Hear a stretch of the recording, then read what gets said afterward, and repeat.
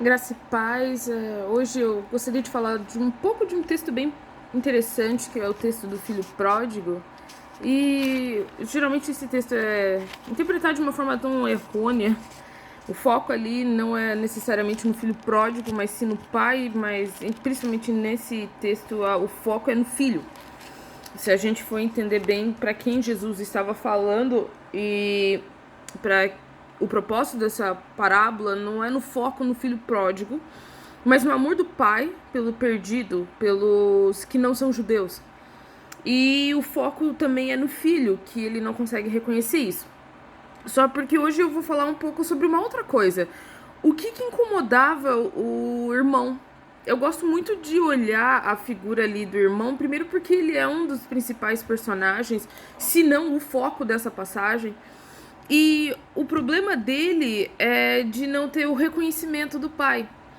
Às vezes a gente fala que ele tinha inveja do irmão, de que ele estava querendo também receber glória, mas é engraçado que ele nunca chega e fala com o irmão, ele fala com o pai. E o problema dele não é necessariamente o que está acontecendo com o irmão dele, mas sim porque que o pai deixou de honrar ele. E que nesse texto está falando especificamente dos judeus e a questão dos gentios entrarem parte da festa e da graça do Senhor. Mas eu lembrei daquele texto em Romanos 13 que fala pagar a todos o que lhe é devido, né? E ele fala imposto e tributo, mas ele fala quem respeita o respeito e quem honra é honra. Aí hoje de manhã eu estava meditando e eu falei assim, se é uma passagem onde é um mandamento de Paulo, por que parece que nesse texto o que Deus está fazendo?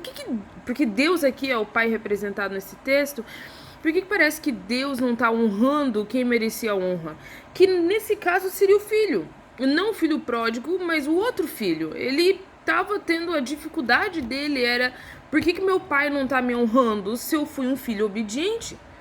E eu acho interessante porque o problema dele aqui no texto é dessa falta de reconhecimento. A gente pode até ver, e ele fala ali no verso, o verso 27, desculpa, no verso 29, ele respondeu ao seu pai: há tantos anos que te sirvo sem jamais transgredir uma ordem tua, e nunca me deste um cabrito sequer para alegrar-me com meus amigos. E eu acho interessante porque parece assim que o que o filho quer, primeiro, é reconhecimento do pai.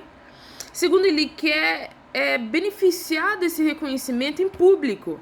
O filho não simplesmente quer que o pai dê as coisas para ele quer que todos vejam que o pai o honra, que o pai tá vendo que aquilo que ele tá fazendo é certo, que as pessoas vejam que ele é um filho que obedeceu.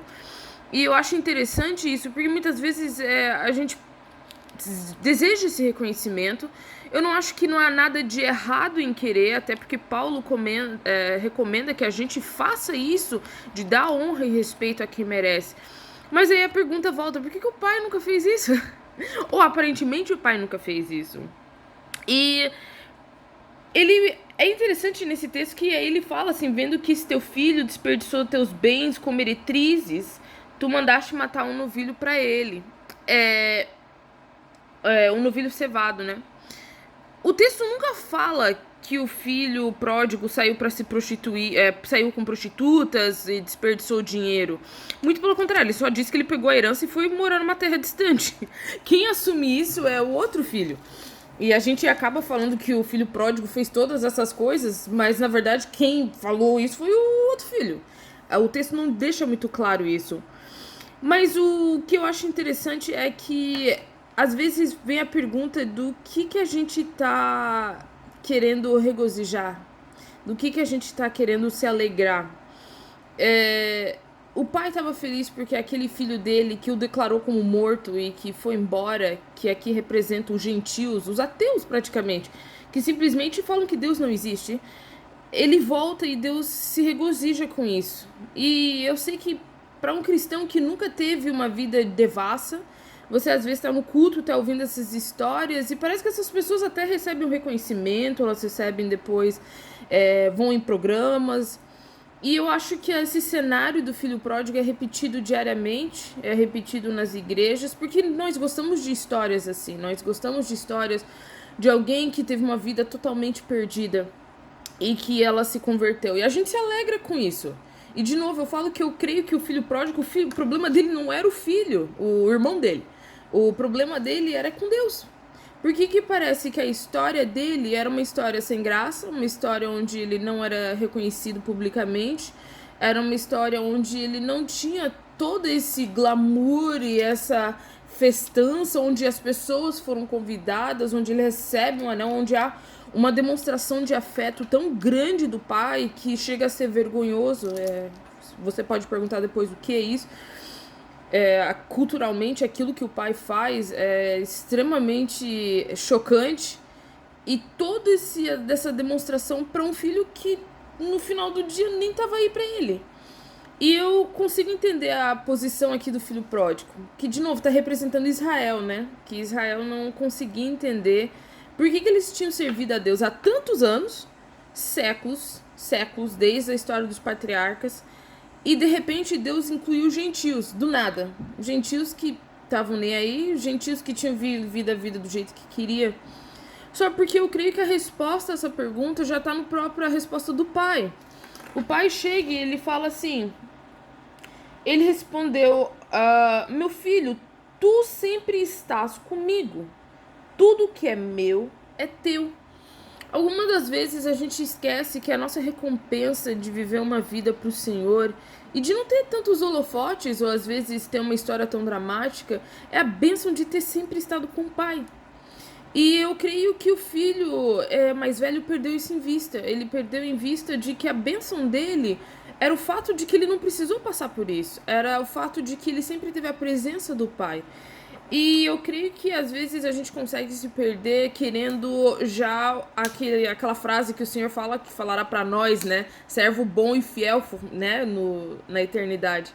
A gente quer já esse reconhecimento do servo bom e fiel aqui. E isso não é prometido aqui.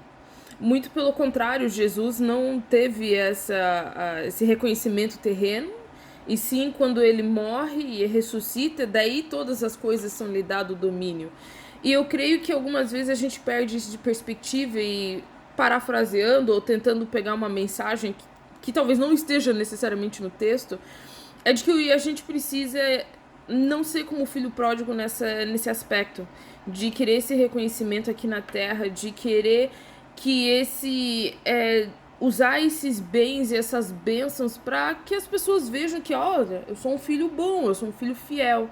Sim, a gente precisa de reconhecimento dos irmãos, a gente precisa de respeito dos irmãos. A Bíblia diz: dê honra a quem merece, respeita quem merece. Eu sempre falo que encorajar as pessoas naquilo que ela está fazendo certo é melhor do que sair criticando o que ela não está fazendo certo.